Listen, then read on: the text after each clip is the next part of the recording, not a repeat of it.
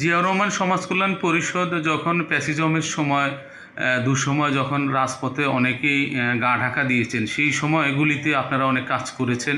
বিশেষ করে press club, বিভিন্ন সভা সেমিনারে সামাজিকভাবে অনেক উৎসমুখরভাবে নেতাকর্মী দিয়ে কাজ করেছেন। সেক্ষেত্রে বর্তমান অবস্থা কি, আর সেই দুঃখের স্মৃতিগুলি একটু মনে করবেন আমাদের।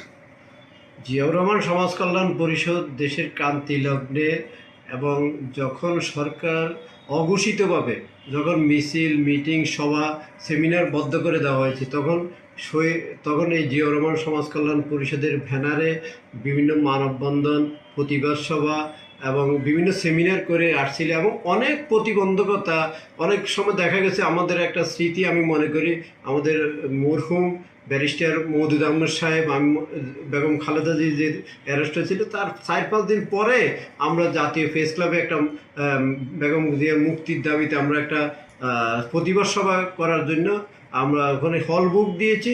এবং পরের দিন আমাদের আগামীকাল সকালে আমাদেরকে প্রতিবাদ সভা, এবং সেখানে ব্যারিস্টার মওদুদ আহমদ সাহেব প্রধান অতিথি, বিশেষ অতিথি বিএনপির ভাইস চেয়ারম্যান জনাব বরকতুল্লাহ বুলু সাহেব, এবং সেখানে আসছিল ব্যারিস্টার মাহবুদ্দিন খোকন ভাই, এখানে অনেক নেতৃবৃন্দ আমরা দেখেছি। তখন রাতের 10টা না 11টা বাজে আমার প্রেস ক্লাব থেকে ফোন করছে যে আপনার হলে বাতিল করা হয়েছে। কেন বাতিল করা হয়েছে? বা উপরের নির্দেশে।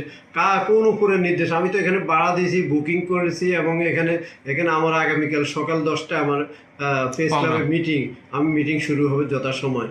কিন্তু আমি দেখেছি ব্যারিস্টার মওদুদ সাহেবের কি সাহসিকতা এবং তার যে মানে ভূমিকা, দলের প্রতি যে তার আনুগত্য বা বেগম খালেদা জিয়ার প্রতি তার যে ভালোবাসা, আন্তরিকতা, সেটা দলের চেয়ারপারসন গ্রেপ্তার হয়েছে, তার সমাবেশ করবে, কিন্তু অন্য কোনো নেতা হলে বলতো যে ঠিক আছে বাদ দাও বা এটা ক্যান্সেল করা, করে। কিন্তু আমি মনে করি তিনি আমাকে বলেছেন, তখন আমি সকাল ভোরবেলায় আমি রিপোর্টার্স ইউনিটে, তখন তো রিপোর্টার্স ইউনিট 10টা 11টায় খোলে না, তখন আমি ওখানে কি জানি দায়িত্ব ছিল, আমি ওনাকে ফোন করে বলছি যে ভাই 10টা বাজে, করলে যে 10টায় প্রোগ্রাম, এখন বাজে 9টা। আমি বললাম যে কোনো উপায় তাইলে 1 ঘন্টা পরে। উনি বলছে, পরে আমি স্যারের সাথে আমার কথা বলছি, স্যার যে এই ব্যাপার, স্যার কয়ে যেখানে হোক আমরা প্রোগ্রাম করব। তখন আমার মনে আছে বুলু ভাইয়া আসছে, ব্যারিস্টার মওদুদ সাহেব আসছে, তখন আমরা একটা প্রতিবাদ সভা করছি, এবং তার মুক্তির দাবিতে যে স্লোগান, তখন আমাদেরকে এখানে গোয়েন্দা সংস্থা বা পুলিশ সবাই বেষ্টনী করে রাখতো, আমাদেরকে পুরো বিরোধী রাখছে, এবং ওখানে গোয়েন্দার অনেক লোকজন এখানে ছিল। কিন্তু সেটাকে উপেক্ষা করে কিন্তু আমরা যখন আন্দোলন সংগ্রাম করেছি, আমরা দেখেছি তখন যুবদল, ছাত্রদল বা বিভিন্ন অঙ্গ সংগঠনে কোনো নেতা কর্মী নাম মানে গন্ধ পেলে তাদেরকে গ্রেপ্তার করতে, এই পরিস্থিতিতে ছিল। কিন্তু আমরা শহীদ রাষ্ট্রপতি জিয়াউর রহমানের আদর্শে বুকে ধারণ করে এবং জিয়াউর রহমান সমাজ কল্যাণ পরিষদ যে সামাজিক কর্মকাণ্ডের পাশাপাশি জাতীয় রাজনীতিতে অনেক ভূমিকা রেখে আসছে, এবং এটা চলমান, এটা অদ্যবধি আমরা পড়ছি। এই সংগঠনটি কিন্তু এটা অনেক সময় দেখা গেছে অনেকে আসতে চায় না, এটা লস প্রজেক্ট বলে অনেকে বলে এখানে দিতে হয়, নেওয়া যায় না। তো আসলে আমার ছোটোবেলা থেকে আমি যখন ইউনিয়ন ছাত্রদলের সভাপতির দায়িত্ব ছিল, তখন আমার মধ্যে যে একটা মানে যে সামাজিক কর্মকাণ্ড করব, কিন্তু আর আল্লাহ তার নিয়তটা যার সই থাকে বা নিয়ত এমন বরকত। কিন্তু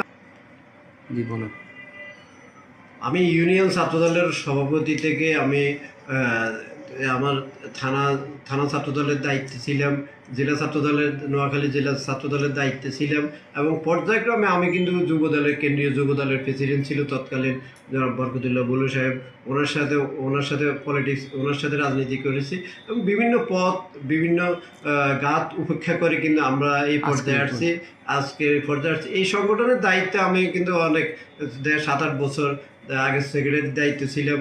পরবর্তী সময় আমাদের জনাব মরহুম আমাদের প্রবীণ নেতা জনাব আবদুল্লাহ আল নোমান সাহেবের পরামর্শক্রমে আমরা কিন্তু এই সংগঠনে আমি প্রেসিডেন্টের দায়িত্ব নিয়েছি, এবং ওনারা যদি বেঁচে থাকতো, যেমন শহীদ সালাউদ্দিন কাদের চৌধুরী, ওনারা বেশি আমাদেরকে সহযোগিতা করছে, যেমন বরকতুল্লাহ বুলু সাহেব, তারপরে আমাদের ব্যারিস্টার মওদুদ আহমদ সাহেব, এখন লেফটেন্যান্ট আসম হান্নান শাহ, ওরা কিন্তু তখন আমাদেরকে অনেক অনেক স্নেহ করতো, অনেক অনেক আন্তরিকতা দেখাইতো, এবং রাজনীতিতে যে আমরা যে সাহসিকতা দেখাইছি তখন তৎকালীন, এখন তো হাজার হাজার লোক, লাখ লাখ লাখ লাখ লোক নেতাকর্মীর আবির্ভাব হয়েছে, কিন্তু তখন তো আমরা খুঁজেও পাওয়া যাইতো না, মোবাইল বন্ধ থাকতো, তাদেরকে আমরা বিভিন্ন হয়তো টাকা পাঠাইতে হইতো, কেউ আসতে চাইলে মিছিল মিটিংয়ে। এখন তো লোকজনের অভাব নাই, এখনকার সেই দুর্বিষহ অবস্থা বা মানে দুঃসময়ের স্মৃতিকতা যদি মনে পড়ে, আমাদের কিন্তু লোমহর্ষক এবং আমাদের শরীরের পশম দাঁড়িয়ে থাকে। তারপরও আমরা কিন্তু এখন মোটামুটি আমরা উন্মুক্ত এবং মুক্ত বাতাসে আমরা কথা বলতে পারছি, এই জন্য মহান সৃষ্টিকর্তার কাছে শুকরিয়া আদায় করছি। অসংখ্য ধন্যবাদ জিয়াউর রহমান সমাজ কল্যাণ পরিষদ জিসপের আপনার দুঃসময় স্মৃতিচারণ করার জন্য। আমরা আগামীতে আবার দেখা হবে ইনশাল্লাহ। জি, আপনাকে ধন্যবাদ।